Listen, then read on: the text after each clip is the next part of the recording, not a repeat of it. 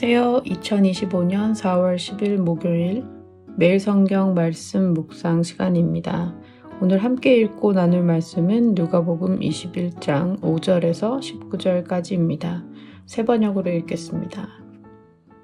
몇몇 사람들이 성전을 가리켜서 아름다운 돌과 봉헌물로 꾸며 놓았다고 말들을 하니 예수께서 말씀하셨다. 너희가 보고 있는 이것들이 돌 한 개도 돌 위에 남지 않고 다 무너질 날이 올 것이다. 제자들이 예수께 물었다. 선생님, 그러면 이런 일들이 언제 있겠습니까? 또 이런 일이 일어나려고 할 때에는 무슨 징조가 있겠습니까? 예수께서 대답하셨다. 너희는 속지 않도록 조심하여라. 많은 사람이 내 이름으로 와서 말하기를 내가 그리스도다 하거나 때가 가까이 왔다 할 것이다. 그러나 그들을 따라가지 말아라. 전쟁과 난리의 소문을 듣더라도 두려워하지 말아라. 이런 일이 반드시 먼저 일어나야 한다. 그러나 종말이 곧 오는 것은 아니다. 그때 예수께서 그들에게 말씀하셨다. 민족이 일어나 민족을 치고 나라가 일어나 나라를 칠 것이다. 큰 지진이 나고 곳곳에 기근과 역병이 생기고 하늘로부터 무서운 일과 큰 징조가 나타날 것이다. 그러나 이 모든 일이 일어나기에 앞서 사람들이 너희에게 손을 대어 박해하고 너희를 회당과 감옥에 넘겨줄 것이다. 너희는 내 이름 때문에 왕들과 총독들 앞에 끌려갈 것이다. 그러나 이것이 너희에게는 증언할 기회가 될 것이다. 그러므로 너희는 변호할 말을 미리부터 생각하지 않도록 명심하여라. 나는 너희의 모든 적대자들이 맞서거나 반박할 수 없는 구변과 지혜를 너희에게 주겠다. 너희의 부모와 형제와 친척과 친구들까지도 너희를 넘겨줄 것이요 너희 가운데서 더러는 죽일 것이다. 너희는 내 이름 때문에 모든 사람에게 미움을 받을 것이다. 그러나 너희는 머리카락 하나도 잃지 않을 것이다. 너희는 참고 견디는 가운데 너희의 목숨을 얻어라. 누가복음 21장은 성전을 배경으로 예수님의 가르침이 시작되고 같은 장소에서 마무리됩니다. 예수님께서는 예루살렘 성전의 멸망과 종말의 징조들을 선지자적인 시각으로 연결해 설명하시며 재림을 준비하는 삶이 무엇인지 가르쳐 주십니다. 먼저 어제의 본문 후반부인 21장 1절에서 4절의 과부의 헌금 장면을 떠올려 봅시다. 예수님은 그녀가 부자들보다 더 많이 넣었다고 평가하십니다. 헌금의 액수가 아니라 헌신의 깊이와 마음의 중심이 하나님의 판단 기준이라는 점을 보여주신 것입니다. 생활비로 번역된 그리스어 비오스는 단순한 돈이 아니라 삶 전체, 곧 생명을 의미합니다. 이 과부는 사실상 자신의 전 생명을 드린 셈이 됩니다. 누가복음 21장 1절부터 4절까지는 가난한 과부의 헌신을 제자들이 본받아야 할 믿음의 모범으로 보여줍니다. 부자들은 체면과 명예를 위해 헌금했지만 과부는 자신의 삶을 하나님께 온전히 맡기는 믿음을 보여주었습니다. 이런 흐름 속에서 오늘의 본문이 자연스럽게 이어집니다. 어떤 이들이 성전의 아름다운 돌들과 화려한 봉헌물 장식에 감탄하며 이야기합니다. 여기서 봉헌물은 유대 전통에서 성전에 바쳐진 장식 예물을 뜻합니다.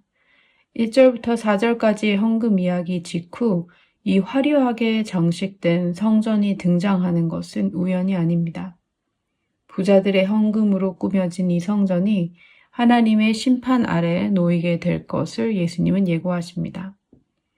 당시 성전은 헤롯 대왕이 BC 20년경부터 확장 공사를 시작하여 예수님 시대에는 거의 완공된 상태였고 사람들에게는 장엄하고 신성한 공간으로 인식되었습니다.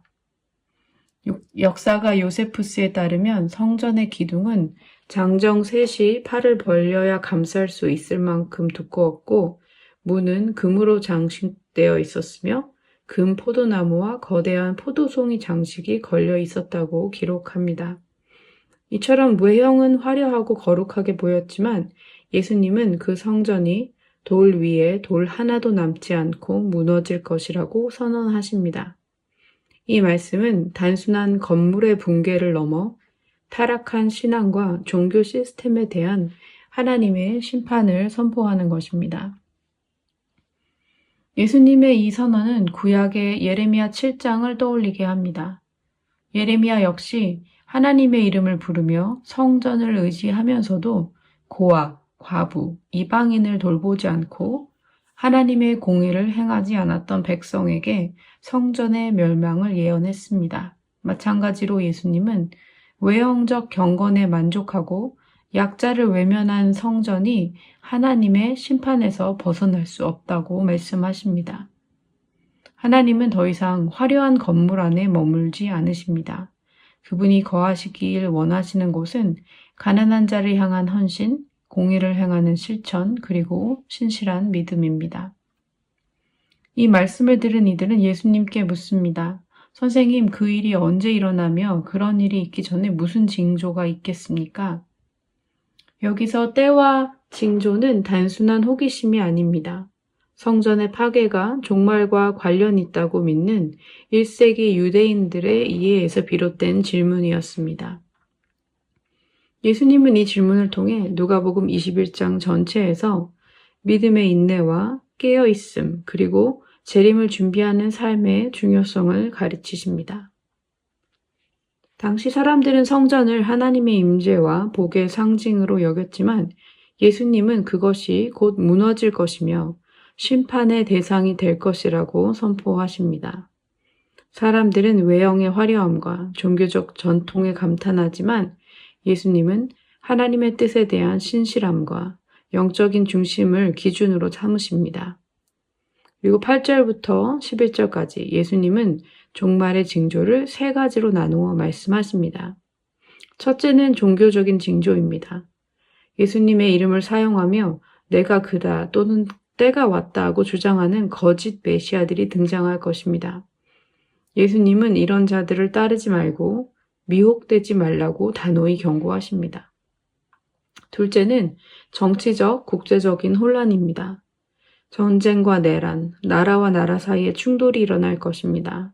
소요와 두려움이 사람들의 마음을 흔들 것입니다. 그러나 예수님은 이런 일들이 먼저 있어야 하겠지만 곧 종말이 오는 것은 아니다라고 말씀하십니다. 셋째로는 자연재해와 우주적 징조입니다. 큰 지진, 기근, 전염병, 그리고 하늘에서 나타나는 무서운 표징들이 생길 것입니다.